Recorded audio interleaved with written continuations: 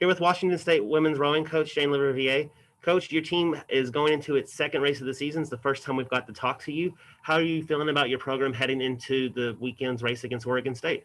Yeah, well, this has been a year of firsts, right? Like first pandemic, first time the student athletes have been online and actually had a season. So I think the number one thing that we're grateful every single day that we've at least gotten one race under our belt, and we're looking forward to getting the second race under our belt.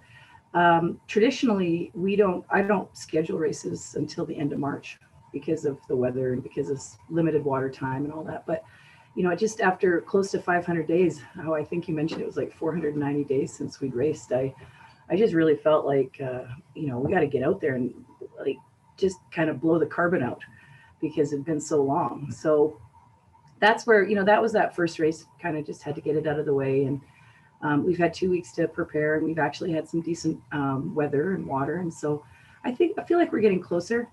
I think the team is really focused, and I think that they at some level feel really like they're not going to waste a second of practice. So they're a fun group to work with, and so yeah, I'm looking forward to lining up against Oregon State. Yeah. And you talked a little bit about that first race. Just go a little bit more in depth. You had a lot of new faces, fresh faces there. I can't remember the exact number. I feel like it's somewhere between 12 to 14 new rowers or people who were doing their first varsity race with Washington State a couple of weeks ago when you guys went against UW. Just what did you think about the newcomers, and what did you think about the team's performance? Because it's a relatively young team. It's kind of a new team. It's a team, like you said, that hadn't competed in NCAA regatta in almost 500 days. So what was just your takes from that, and just what did you think about the young rowers specifically? I thought we responded really well. Like we went in with kind of a mission to be really internal, because we were with 3 weeks of water time. We really weren't prepared to, it takes time to become your best, and we're such a training sport. And so we had certain things that we wanted to do. And one was to make sure we didn't leave anything left in the boat. We got it all out on the course. And as you mentioned, I think we had 11 out of the 22 people that we had there was their first race as a Coug. And I think that they responded really well. I guess we have no regrets, and I think I saw enough that there's lots of things to build on as we move forward. I think we have to sort of keep it in perspective. The Pac-12 championship is until May 15th or May 17th. So we literally have 2 months to continue to build, and it's a stepping stone. So each step, each week, we hope to get a little bit better. And the racing is really the highest form of training until you get to that Pac-12 championship. So it's it's good, I think, to have gotten out early with the youth, because we have a few, not freebies, but you can test drive a bunch of different things and see what works and have it not be like a huge consequence, like in terms of affecting NCAA selection. You talk about building towards the Pac-12 championships and taking a step each week. You're going to take another step this weekend as you face another Pac-12 team in Oregon State. It's a team that is a little bit closer to you guys in the rankings. What are you expecting to see out of your Cougs this weekend, and just kind of what are you excited and prepared for this weekend against the Beavers?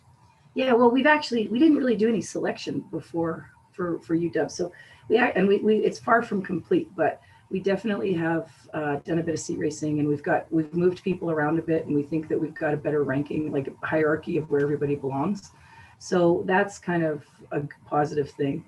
And then, going out on the road is really good for, again, the youth. For half the team, every single venue is new. And even for some of our coaching staff, they've never been to Dexter Reservoir, for example. So all of these little things that you have to work through and not survive, but you have the experience, and then the next time you make it your own. Like it's so it's good. Like we're just looking forward to racing again. And talk a little bit about that. Like I said, this is the first time we've had a chance to do a press conference since the season began. How hard was it for you as a coach to endure that 490-day break? Obviously, wanted to follow protocols and follow health regulations. And your team did an amazing job at that and were able to get into the water early in the season. But just as a coach, there had to be something just in you during that pause of just missing the competition or just missing the being around or adjusting to the new norm. How was that for you?